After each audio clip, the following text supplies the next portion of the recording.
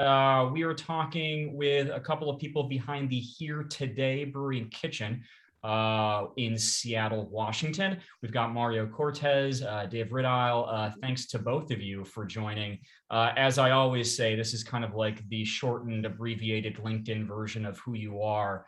So I hope that we get to learn a lot more as we're chatting with you tonight. That said, let's get to here and learn a little bit about the both of them. I want to also encourage everybody, if you have questions, thinking of questions, maybe you've had interviews where you haven't asked questions specific to pandemic creation of a business, this is the good time to do it. I want this to be an informational, casual thing as much as anything. So with that said, I want to maybe just hand it over to Mario and Dave. Dave, we'll start with you, just so people can get an idea. Can you explain what Here Today is? Yeah. Hi, everybody. Am I muted? No, I'm not. Great. Here Today is a brewery and restaurant that will be on the Seattle waterfront. So for those familiar with Seattle, it's just about a little under a mile north along the water from Pike Place Market. Is where we'll be located, right at kind of the corner of Alaskan Way, which is the main stretch that runs down there. And we're kind of situated in this beautiful place where we kind of view the pier across from us and the sculpture park and the Puget Sound. So it's this really cool area. And this project did not start with Mario and myself. It started with our partner, Chris Elford, who owns a few different bars here in the Seattle area, notably No Anchor, which was a two-time James Beard nominated kind of beer bar restaurant, which is unfortunately no more, but we've replaced it with a really nice kind of neighborhood spot. So Chris kind of came to this idea with a couple other people, and eventually they moved on to other projects. And one of them, Avery Swanson, who's a very good friend of mine, kind of on her way out when she realized her Keeping Together project was going to take up a lot more time and it'd be pretty difficult to fly between Chicago and here. She got me in touch with Chris, and it just so happened at the same time there's a need for No Anchor leadership as well. So, but Chris kind of kept it moving and brought Mario and myself in, me to handle kind of more marketing and operations side, and Mario to do the brewing. And it's kind of revolves around this idea of being present around both good food and good beverage, but also just the people you care for and love. And also kind of being this hub, because where we're located, there'll be cruise ships dropping off 100 yards from our front door. There's a lot of tourism. There's a lot of locals who live right there. There's kind of a desert there for them, food and beverage wise, unless you kind of get up into downtown a little more.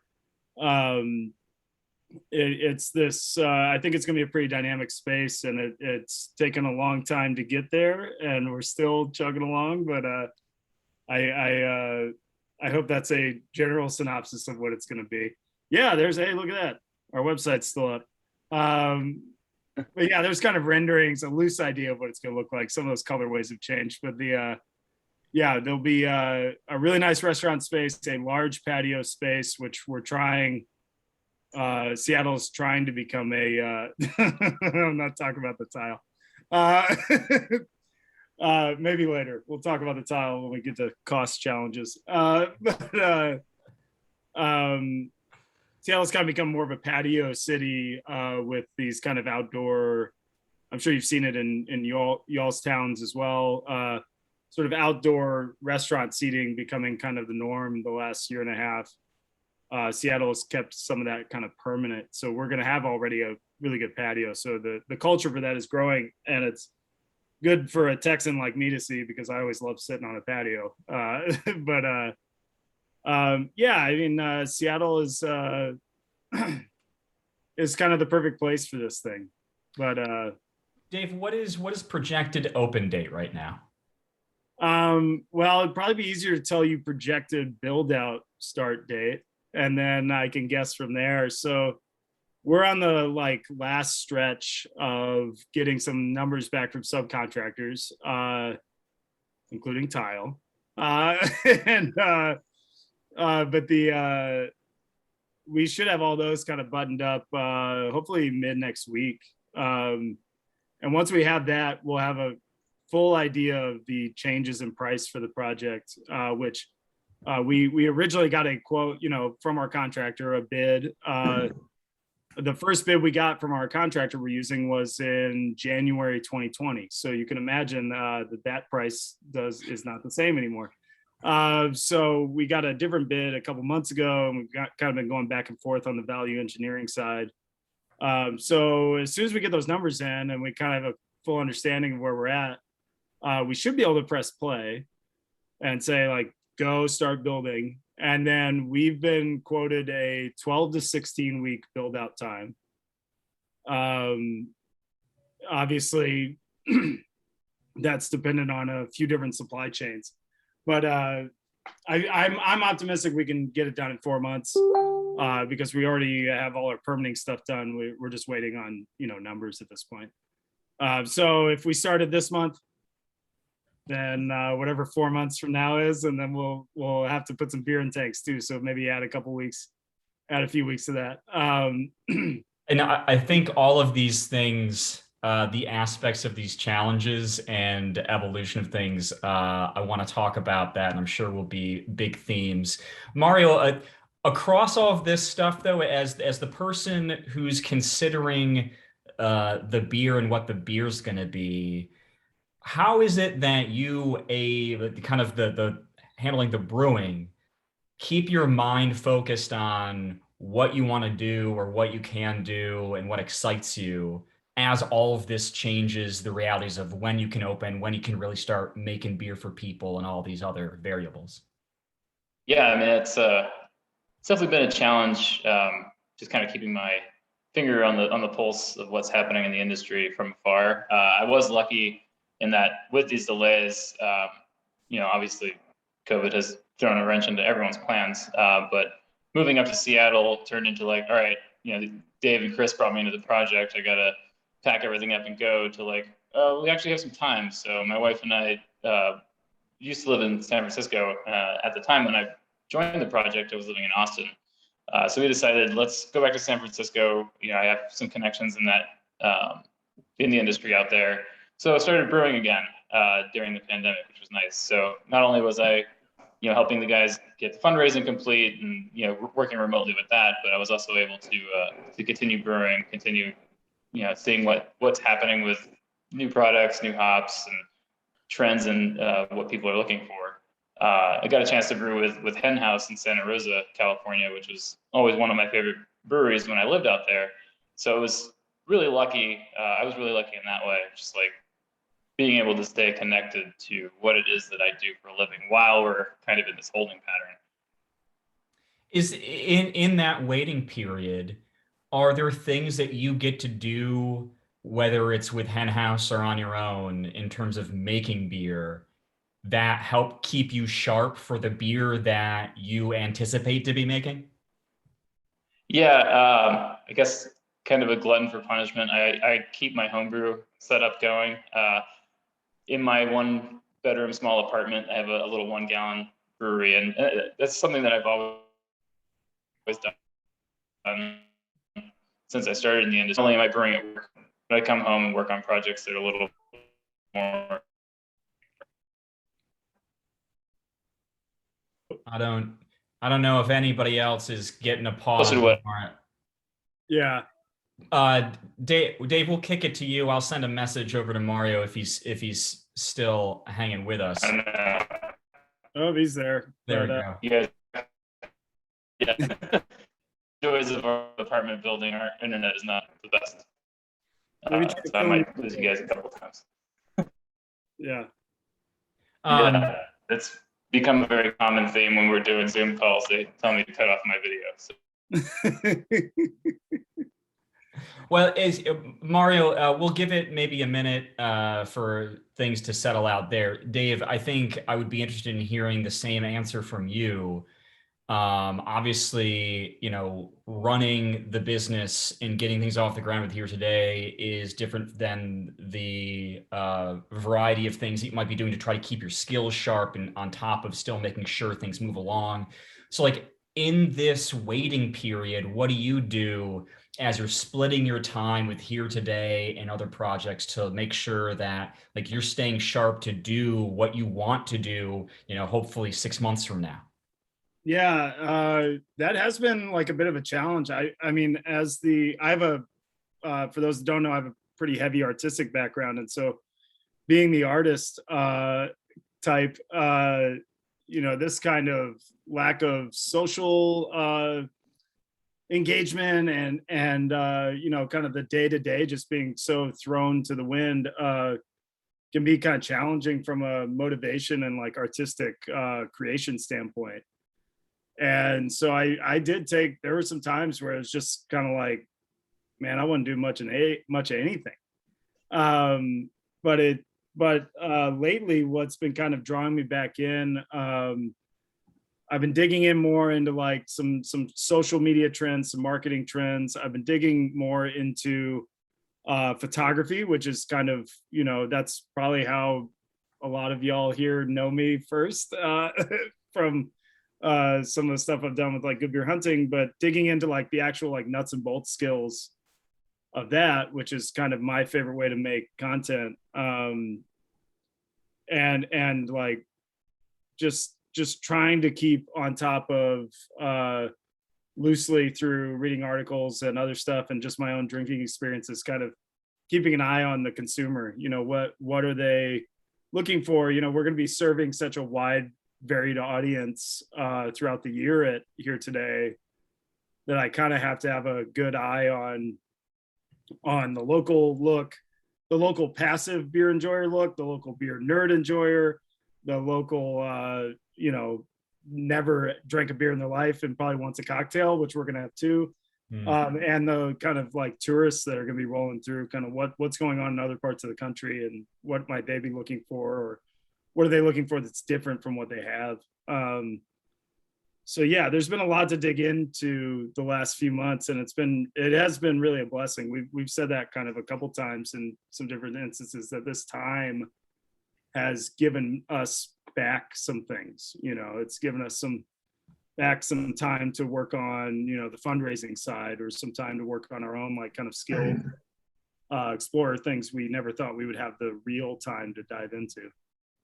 Yeah, Mario, we're going to kick it back to you in just a moment. No worries on the bandwidth. We'll figure that out. So no problem there. Dave, before we do that, I do want to ask you, like, in the way you describe that, it sounds like you have to keep one foot in the project and one foot anywhere else. And I guess that's kind of like what I was asking about, like how you keep your skills sharp for the thing you want to do. But the way that you're talking about that is having it pay attention to what's going to affect the business with, trends, particular flavors, food. So like, what does that mean when it's not just maybe getting the business off the ground and doing other things, but trying to pay attention to, the quarterly changes maybe in preferences for, what's trending or what people are thinking about for the next season, as you're looking at the big picture, then also constantly trying to think about like, how can this apply to us when we open? Yeah. I mean, that level of kind of prediction or blind faith is something we've all kind of struggled with. I think it's just, we've gone through a couple different like projected opening dates as far back as like August 2020, which was obviously made before the pandemic. So the biggest lesson is like, you keep day to day, you don't know what's going to change, and day to day those changes are going to affect your long-term outlook, and also probably affect somewhat the kind of trends and stuff you're seeing around. So I mean, like, to say that I can plan for that is not true. So I guess kind of it's just more staying plugged in to a certain point, and then when we reach that day one, then we'll kind of know, okay, we've gathered this information. Now we're here on day one. We don't know what tomorrow's going to bring, but we do know what's happening right now. We kind of know how to do this sort of thing and be flexible in the moment when we need to. Sure. I don't know if that answers that, but Yeah, well, that's the thing. I feel like it's more, this may be a philosophical question of how your brain works and how you're thinking about these things. we don't have time for that. Yeah, Mario, we're gonna kick it back to you because I do want to hear about your at-home brewing system and what you're doing there. So we're gonna give you an avatar here to get you covered. So all right, Mario, appreciate that. Absolutely, I want to go back to where you were talking about that small system at home. What is it that you're doing there to keep playing and keep pushing yourself? Yeah, I think it's always been where I have more fun. Obviously, I've worked at some larger breweries that we kick out a bunch of IPA all day long, which is good for process learning. But being more creative is why I got into this industry. And recently I've looked into with my background being Mexican, I want to expand on what Mexican beer can be. I always see breweries doing a Mexican lager and a mole stout or something, and those are good beers, but it's also there's so much more history to what beer was and is in Mexico. So that's been a fun thing that I've worked on this year, is brewing some kind of traditional close to beer or slightly off of beer alcoholic beverages, and doing it 1 gallon at a time is pretty great because can experiment and have some fun, and if it goes wrong, it's just 1 gallon, not bad. Yeah. Well, how is that manifested? What are the specific things when you think about that cultural aspect and that flavor, whatever that may be? What has come to you in terms of the things that you've created?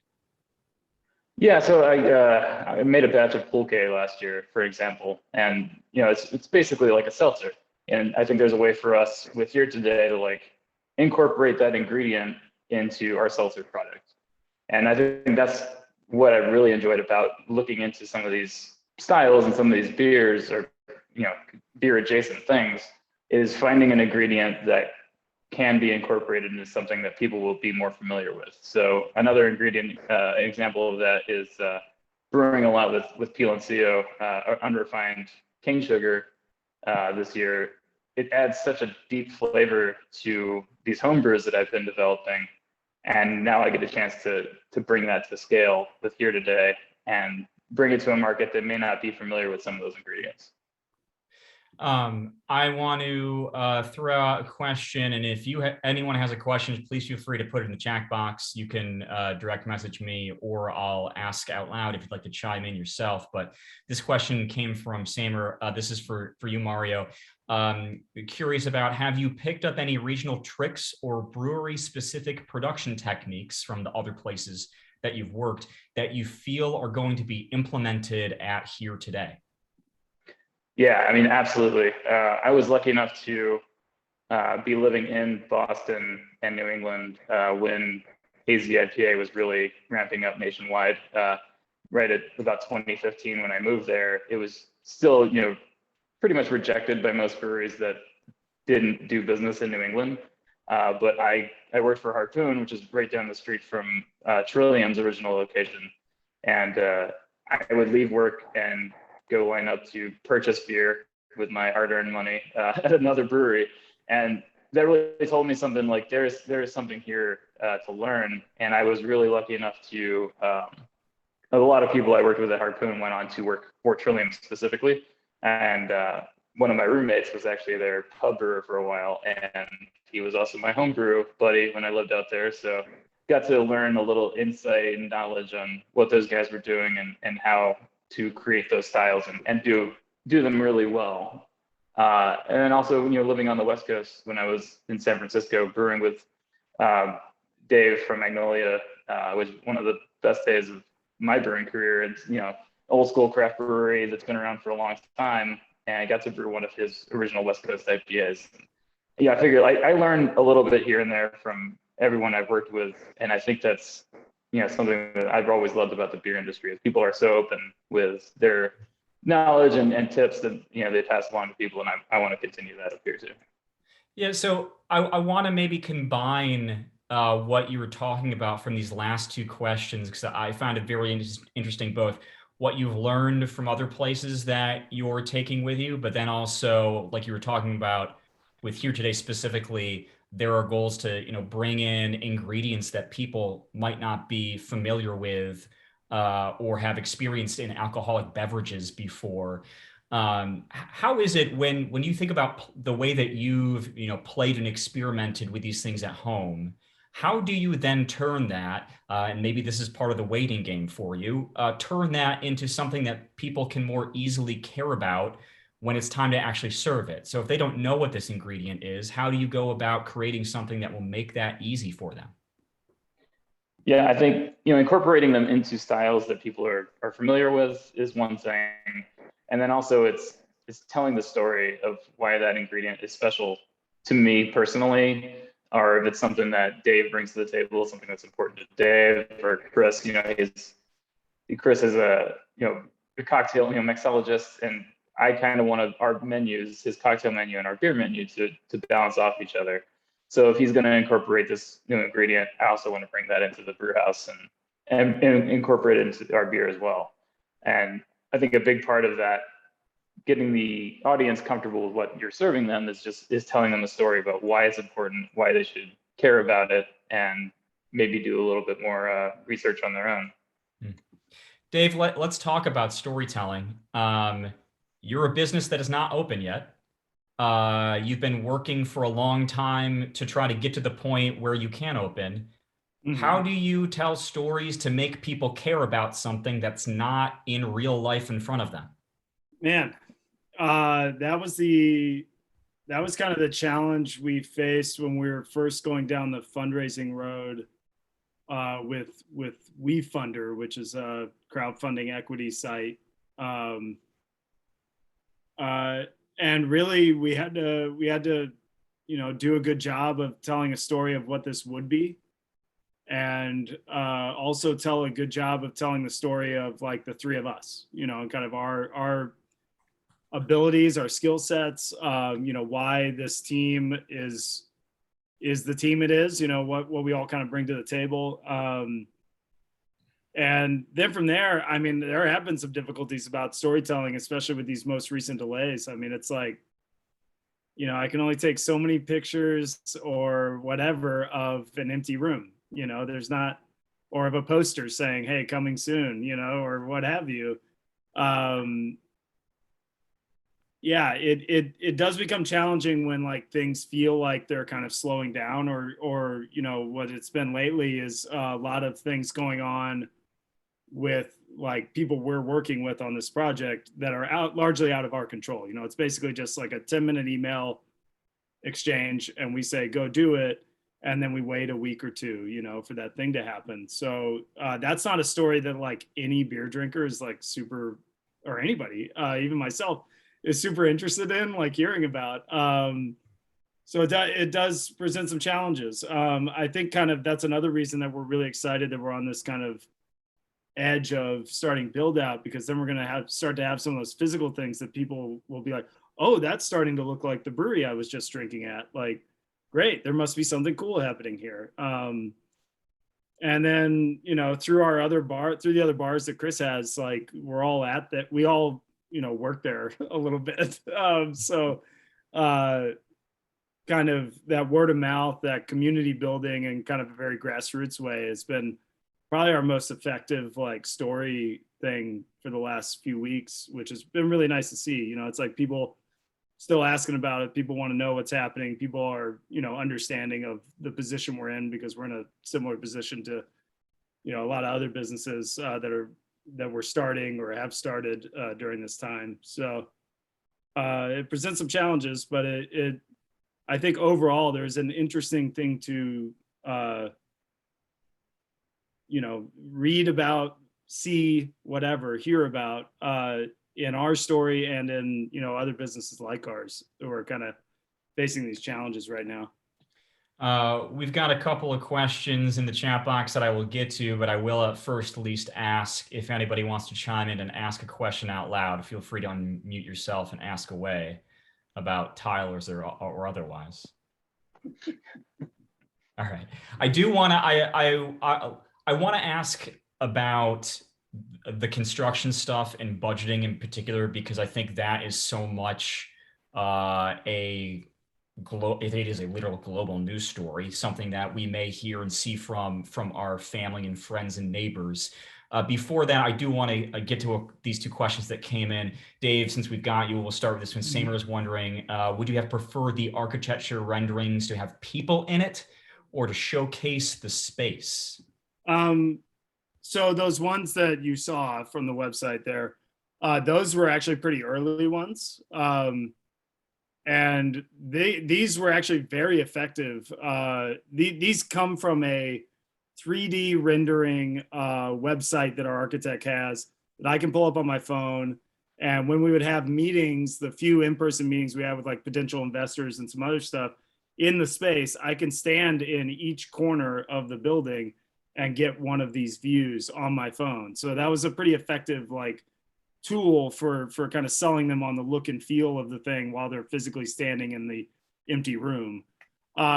There are newer renderings now that we've actually like have decided on some different finishes and stuff like that that do have people in them, including one guy in a very rad leopard skin blazer. But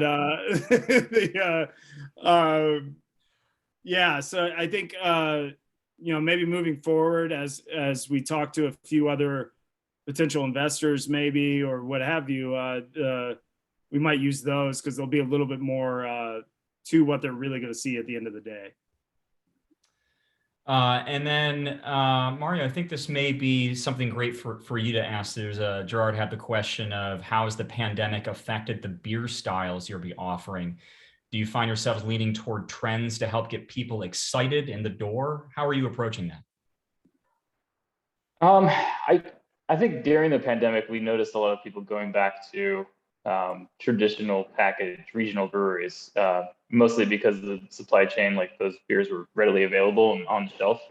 And I think that that's kind of carried over. I see, like Dave was saying, we are working in some of Chris's bars right now and get to actually serve beer to people, which is really important as we get ready to open our own place. Just to kind of get a feel for what people are looking for. And there's a return to, bitter West Coast IPA, to lager, to things that feel and taste familiar to people. And I think that will definitely inform our recipes and especially our opening menu to get people in the door and feel like they have some connection to what we're doing. But also, we will stay true to who we are, and that's, experimental. One of the first beer styles that we connected over when I joined the project was Grodzisky, a kind of obscure smoke beer. And I said that name, and Dave and Chris both lit up, and they're like, "All right, we're going to make one of these." So I think we're still going to rely heavily on what we enjoy, put those on the menu, and there will be an audience for those beers, and something to kind of keep us different than what else is out there already. I want to point out a couple of things as I look on this. So this is your Instagram feed. Fittingly, these coming soon posts are almost 1 calendar year old, just to give people a real-time sense of the way things have evolved and the way that Dave and Mario and crew have kind of documented things along the way. Dave, I think this might be the same shirt that you're wearing right now. That's very that's a meta. one. That's a different one. Good. Okay, so this has been going on for a while. You can get a sense of the work that's gone in, and here we've advertising the fact that things are still coming. Meanwhile, okay, so this is the fundraising page that you had mentioned, Dave. So this is at least what was done, a little over $1 million through WeFunder. I'm not sure if that incorporates other outside opportunities that you may have been able to gather too. What happens to this money when a business is kind of in limbo and you're waiting, prices are increasing, you have to change decisions on what's going where and what you're doing, like you were talking about. How does that function for a business? Well, for us, it sits in a Wells Fargo account and doesn't get touched. Yeah, so that represents a portion of the money we have, the dollars we have for this project. We have another $600,000 from our landlords for tenant improvement, and actually probably one of the most favorable leases to ever exist. Because like even now, 2 years later, after this project was kind of agreed upon to be in this space, we have not paid a single dime to our landlords. We haven't, and we won't until the space is completely built out and 90 days have passed from that point. Then we'll start paying money. So we're in pretty good shape from as far as like money going out standpoint. Now there are some things we took on to kind of save some money up front that are coming to bear now. So we, like, for example, we leased our equipment. So our first equipment lease payment is actually going out tomorrow or Monday. And it's a 2-year lease. So we're going to start paying on it now. And it's kind of, we have the money to do it. We don't want to do it for too long without any revenue, because then that represents an issue that kind of loses the savings that we had found for ourselves by pushing all this kind of out over a couple of years. So yeah, that money kind of sits there, and then we also, you mentioned price increases and timeline changes and all that kind of stuff. That all of those things have caused us to look at the remaining equity that we have for the class of investor that we got that $1 million from. We have a little bit north of $250,000 left that we can sell of that equity. And that's money that now we're looking at as a portion of, at least, will serve as operating capital on day one. So we need to go get that money. And so not only are we about to press play on this build out, but simultaneously we're going to start another small funding campaign that will be we aren't planning at the moment to go back to crowdfunding thing. We have a couple people that we're going to talk to kind of and collect it via different filing with the SEC, but it could have caused concern, basically. Like, we could have been sitting here and watching money leave and not seeing any money come in and go, well, shit, like, what are we going to do now? But thankfully, we're in a good enough position with the way our lease is structured and the way and how much money we raised on that first run that we can kind of take the time to go and find these people during build out. The build out will probably help that too, because then we'll actually be able to show them. The story will be physical at that point. It won't just be a rendering on my iPhone. It'll be I can walk in and be like, hey, the bar's like half built. You want to check it out? Yeah, we're going to have beer pouring here and cocktails over here and all this stuff. So yeah, the money thing is obviously always a concern. If you're running a business and you're not concerned about money, you're not going to have a business for very long. So but I think we're in a pretty solid place, like, compared to where it could be, for sure. Mario, for the rest of us, we're hearing this for the first time, but this is something obviously you've been a part of and been getting these updates along the way. When you hear this range of experience and challenges that Dave just described, and you think back to the past year of the way that you've been waiting, and you've been a part of all of this too, as you hear that story retold, how do you feel? I mean, the easiest answer is tired, but I think generally I'm really proud of what we've been able to accomplish in a time when it's nothing but challenges. Getting to 2021 when things were starting to look like vaccines on the horizon and things were going the direction we wanted them to with the pandemic. Obviously pre Delta. but we were really getting excited. I was getting ready to move up here, and things were going in the right direction. And then another 5 to 10 challenges later, we're still pushing forward. We're close to actually seeing some progress with the construction, like Dave was talking about. And I think that just being so close on the horizon is even more motivation to get the rest of the money we need, get us across the finish line, and then we can be exhausted for completely other reasons. I want to get a question that was asked from Jerry.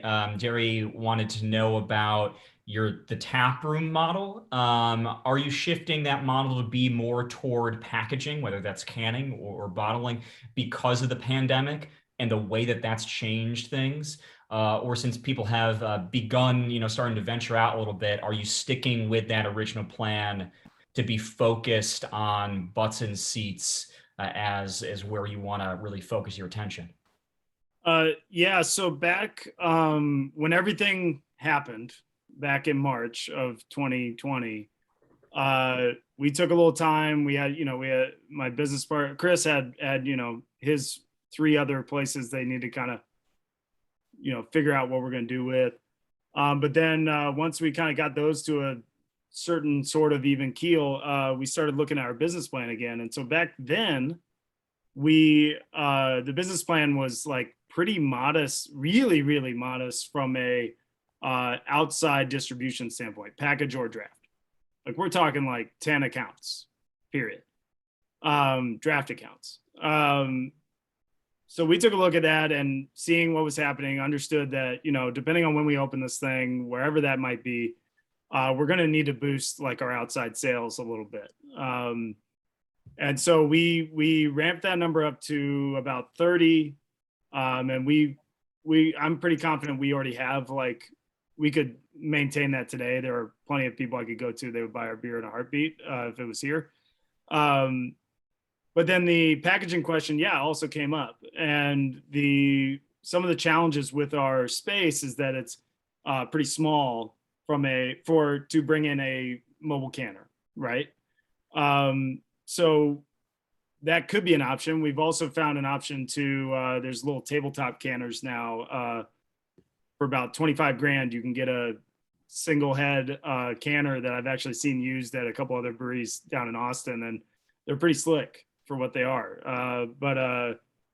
So all of those things have been taken into consideration. But basically that change that we made back in April, May 2020 about adding more outside accounts, we've kept. And what we've seen in Seattle, even with the rise of, Delta cases and, vaccine rollout and all that kind of stuff, the challenges there.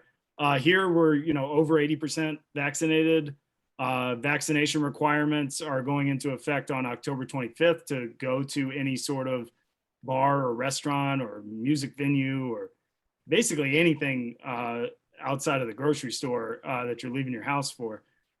So that keeps me at least confident that people are going to feel comfortable and do now feel comfortable going out to these places.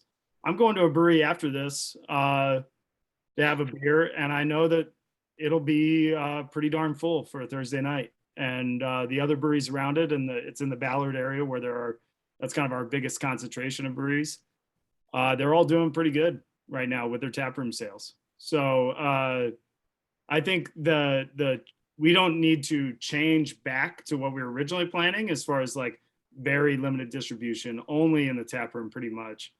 I think that would be unwise, but I don't think we need to expand right now for the foreseeable future, anything to like exceptional, a large amount of canning happening, or which we would, need to go and find like a contract partner for, probably to make that make sense financially. So yeah, I took those photos, Gerard. So Dave, what's the most expensive thing that you've had to buy? Well, we haven't bought any of those yet, but we did buy our, brewing equipment, but it was on a lease, like I said.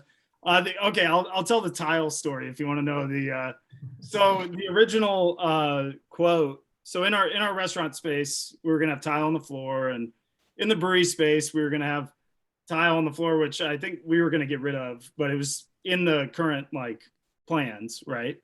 And some tile, some backsplash, some tile elsewhere. And the original price in 2020 was $65,000 for about 3,500 square feet of tile plus some wall tile. When we got the quote back, and this is a hard quote, this isn't a assumption, which they will make sometimes on contractor bids. When we got the quote back in August, it was $196,000 for the same tile. No difference in tile, no difference in labor. The only differences were the materials apparently had gone up a lot, and the labor had obviously gone up because it had been a year, and also, you know, people are figuring out their worth through this global pandemic, and good for them. I'm glad for them. But Brian, I'll give you a softball question to ask me. Ask me how much tile is going to be in this brewery. How much tile is going to end up in the brewery, Dave? 0. So we went some different options, you know, and that's kind of going shag carpet. Is that the choice now? Yeah, we got a good deal. There were a bunch of vans that they pulled it out of, and yeah, we're good to go. What is it like? What is it like though? Like that is a key component of this, is that like you had the thing in your mind, you know, having it on an Excel sheet or whatever as that budget line, that's a real thing that you can look at. And then all of a sudden having to deal with, okay, so this is definitely not going to happen. Like, how do you pivot for that? Like both of like emotionally and then from the business perspective? Well, luckily I was at a brewery when we got that quote, so I could have a beer and be like, what the hell is this tile thing all about? But really, it's good to have good partners, you know, and we have a really good architecture firm we work with. Our contractor is very good. You know, they're very good at doing their best at herding these subcontractors along to get us bids. But yeah, really, you know, we immediately, obviously that was the first thing I think Mario, Chris, and I's like eyes went to when we saw this thing. And we said, hey, you know, that's just not going to work. Like, there's no way. What are the other options we have? And so within a week or so, we had 3 other options to look at. We've gotten prices back on one of them. And it's about $140,000 less. So it's actually cheaper than the original tile cost. So that's, you know, it's good to have that. And that's saving us, you know, we didn't have these people like working for us, doing this thing. We wouldn't, yeah, I don't know what we do. We'd have, you know, dirt floors in the brewery. Yeah, it really does help to have like the right team, like the right, like on this build out side to work with, because this is, you know, there are some breweries that open with somebody, you know, one of the owners is a contractor and, you know, they can all do it themselves. And then there are breweries like ours where we're, you know, we know how to run a brewery and bar and restaurant and know how to brew beer and all that stuff, but we don't know the first thing about, you know, building the inside of it, really. So if anybody has a question, please feel free to chime in. I've got maybe a couple more, and then we'll call it for the evening. So Mario, Dave was kind of talking about some of the things in terms of construction and the changes there. From the brewing side, what's something that you've had to accept as a change for what's being planned in terms of your thinking long term about what's going on there? I think, you know, for me, when I joined the project, the first thing I did was kind of look over the original quotes that Chris had already put together for kind of brew house we wanted, and the kind of tanks that we were going to order. And, you know, one of the benefits for me working at all these places that I've been at is I've brewed beer on things that were never intended to be in a brew, made some pretty good beer with that equipment. So I took a look at what we had planned and saved us about $150,000 right off the bat. Like, you know, the stuff that you have on this quote is great, and it's going to be really fancy and really nice, but, you know, we could get away with a lot less than that and still make really great beer. One of the things for me was pivoting to an all electric brewery, and hopefully one day our building will let us kind of run everything on solar and save us money in the long term, but also just keep us with a green perspective, which with our equipment is going to be one of I think the highlights of our space. Is we're not going to use as much water because we're utilizing these German serving tanks that we have on our plan that don't require cleaning. They use a different system, and then also using less natural gas and things that can do damage to our environment. Being on the waterfront, that's a really important thing to the three of us. Dave, one of the ways that you described what Here Today was going to be, kind of like an ethos, as you said, I think is the first word you said was about being present. When your business opening up at a time when thinking about being present is both necessary, beneficial, and scary, how do you talk to people about that being like a key value in a way that feels good? Yeah, I don't think we have to do like a terrible amount of heavy lifting. I think let's go back to, I don't know when this time period was for all y'all where y'all live, but back in June, everybody's vaccinated, everybody's feeling good. Everybody's out and about, living their lives, connecting with people, doing this thing again. And we enjoyed that for a couple of weeks and it was great, but we were wrong to be doing it. But you could see that the kind of yearning for that presence with others, not through a screen.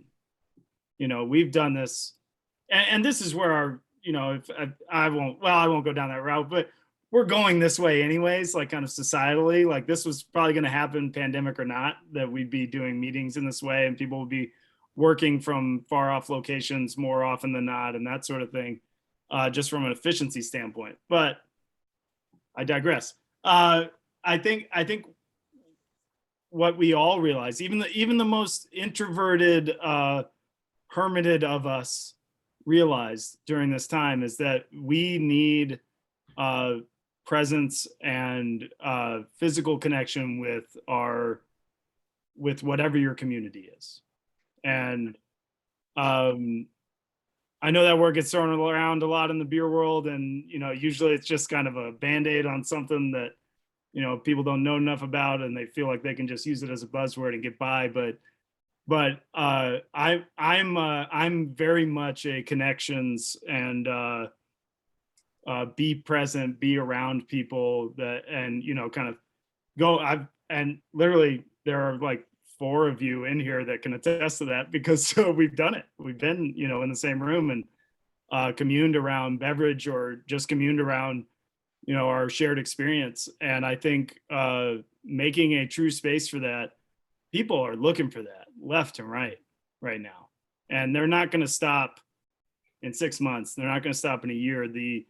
The lasting effects of what we've all kind of gone through, I think both mentally, emotionally, physically, we're going to be looking for a cure for what ails us in those departments for a while.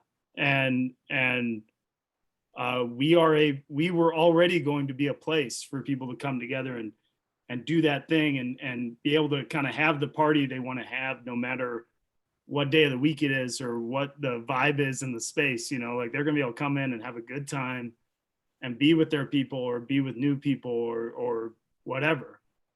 And I think that's like so important. I just got back from a trip, right? I just got back from a road trip, first to Yakima for some hop selection stuff, and then out to Montana, saw Kate, we had a beer, and then saw 2 of my best friends in the whole world who I used to work with in Texas, who live out there now.